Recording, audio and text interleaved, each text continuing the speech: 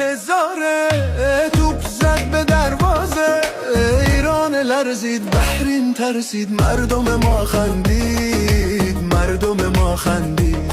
ببارد رحمت الهی، میان ما نباشد جدایی. وطنم مردان دار قهرمان، عباس و علی احمد مهربان. ایران لرزید، بحرین ترسید، مردم ما خندید، مردم ما خندید. پرچم بالا آسمان را شکافت، دلهای من به هم دیگر پیوست. زمین گفت زنده باد این اتحاد. ببارد رحمت الهی، میان ما نباشد جدایی.